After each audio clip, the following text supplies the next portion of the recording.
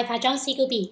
今日呢一段片咧係分享最常用、最萬用，亦都係最簡單嘅畫眉方法，係會由零開始講解點樣去到畫眉嘅。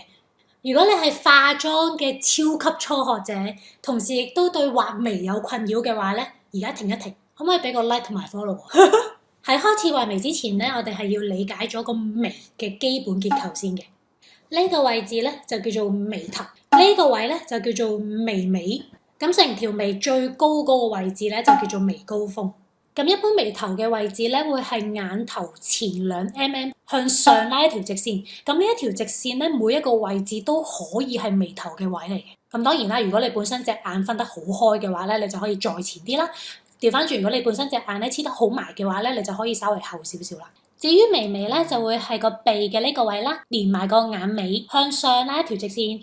呢條直線咧喺唔低過眉頭嘅任何一點咧，都可以係眉尾嚟嘅。重點講多次，眉尾咧千祈唔好低過個眉頭，因為咧低過眉頭咧望落去就會有啲下垂同埋冇咁精神嘅感覺。至於眉高峰咧，就會喺條眉2/3呢一個位置嘅。咁如果你想條眉係戚啲嘅，咁你就可以點個眉高峰高啲啦。如果你想條眉係平啲嘅，咁就低啲咯。但係都係啦，唔會低過個眉頭眉尾㗎，因為佢係高峰嚟㗎嘛，係咪？至於條眉嘅粗幼度咧，一般最常見亞洲人嘅歡喜咧，會係5mm到10mm左右啦。咁我講嗰個粗幼度咧，就即係眉頭至到眉高峰呢兩條應該要係水平嘅直線嗰個粗幼度嚟嘅。理解咗條眉最基本嘅結構之後咧，我哋就可以真係開始去畫眉啦。咁我今日咧就請咗素人 model 去到做呢一個畫眉嘅示範啦。咁而家咧就係佢完全素顏嗰陣時眉嘅狀態啦。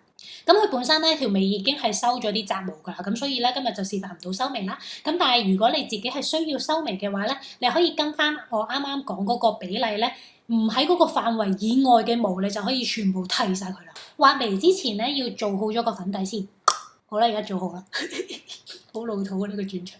咁有好多人畫眉嘅困難咧，就係好難做到兩邊係平衡。咁其實咧，如果你兩邊嘅眉骨係唔 balance 嘅話咧，條眉係相對有啲難做到完全平衡嘅。咁如果呢一啲情況咧，我就會建議你個眉嘅邊界嘅顏色咧做得 soft 啲，咁望落去唔平衡嗰個感覺咧就會冇咁重。除咗做 soft 啲之外咧，為咗條眉望落去咧係容易啲平衡咧，我建議你兩條眉係同步去到畫。就好似而家咁樣啦，我兩邊眉咧都會輕輕點咗嗰個眉頭嘅底線位置喺邊先嘅。咁你一點完咧，就正面望鏡睇下有冇高低啦。因為你一個個細嘅區域去到睇咧，就會比起你一次過畫晒成條眉，之後另外一邊條眉要去到追翻個平衡咧，容易好多嘅會。咁眼頭前2mm向上拉一條直線就係呢一個位啦。咁我畫完呢一個位之後咧，你會發現本身 model 條眉嘅眉頭咧有一邊係褪後咗啲嘅。好，跟住咧我哋就可以定埋嗰個眉尾去到幾後啦。咁兩邊一樣啦，即係我而家係成條眉嘅底線咧畫咗先，跟住咧就望下左右兩邊個底線咧係咪盡量都係平衡啦。如果係平衡嘅話咧，我哋而家就可以定埋嗰個頂嗰條線。頂嗰條線咧都係一樣畫咗眉頭先，同埋咧而家你就要定埋條眉嘅粗幼度啦。條線眉頭至眉高峰嗰個位咧，最好係一個平衡線嚟嘅，即係你畫一個等於咁樣樣咯。兩邊都畫完呢個等於之後咧，又係正面咁樣望一望，睇下有冇唔平衡。有唔平衡嘅話咧，就可以攞遮瑕掃輕輕修改。然後咧就可以由眉高峰嗰個位咧，慢慢由粗至幼咁樣連翻去個眉尾度。就係咁簡單。我哋而家條眉咧已經成功咁樣畫咗一大半啦。好，跟住下一步咧，我哋就係要將條眉個框入邊唔夠色嘅部分咧，去加啲顏色俾佢。我要重點係唔夠色嘅部分，即係你唔好喺個框入邊完全填實晒，如果唔係咧就會好似蠟筆小新咁啦。我哋淨係喺冇毛嘅位度咧，用眉筆畫幾下顏色，輕輕加啲色落去就得㗎啦。個眉筆係亂咁撩都冇所謂。跟住咧，我哋就換支眉掃，將啱啱咧亂咁撩上去嗰啲顏色咧，捽到佢鬆。我哋嘅目標咧就係見唔到有筆嘅痕跡。咁你見到 model 眉尾嗰度有啲毛唔夠，即係唔夠色啦，咁我就加少少。眉頭嗰度咧有少少毛唔夠，又係唔夠色啦，咁即係我又再加少少。咁主要咧都係得嗰兩個位係需要補色嘅啫。眉頭嘅位置咧可以做鬆啲，慢慢漸變咁樣磨咗佢。如果咧你唔小心做到個眉頭咧都仲係有啲太實，你就可以咧攞紙巾抹一抹你支眉掃，將眉掃上邊嗰啲眉筆嘅顏色咧整走佢，跟住先至再掃鬆多一次，咁佢就會再鬆啲。咁另外一邊咧都係完全一樣。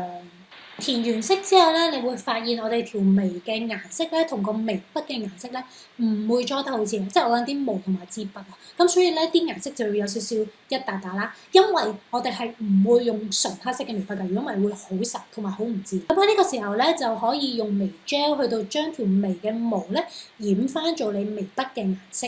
如果你本身條毛咧係太過深色嘅話咧，你就可以用眉 gel 啦。咁因為咧，我今日 model 本身條眉咧啲毛比較弱嘅。再加上咧，佢好中意嗰啲泰式根根分明咁樣嘅眉毛啦，咁所以咧，我呢個位用咗睫毛液咧，去到幫佢當眉 gel 咁樣搽，因為睫毛液咧係會令到啲毛粗咗同埋一根根咗㗎，咁樣望落去成條眉嘅立體感咧就會重好多㗎啦。咁但係只適用一啲本身眉毛比較弱嘅人，如果你本身條眉嘅毛已經好多好長，你仲用睫毛液嘅話咧，你就會好似周中咁樣㗎啦。死啦！我呢個年代咪啲人唔知邊個係周中。染緊眉嘅時候咧，就係眉頭向上，跟住眉尾開始打斜向下。染完之後咧，你覺得有少少一嚿嚿，你可以攞乾淨嘅螺旋刷咧，輕輕梳一梳啲眉嘅。注明係乾淨啊！如果你個螺旋刷係揩到啲閃粉啊，或者揩到啲粉底咧，你條眉會變咗灰色㗎。好，然後呢個位咧就相對高階少少嘅。咁如果你跟唔到嘅話咧，我覺得唔做都冇乜所謂嘅。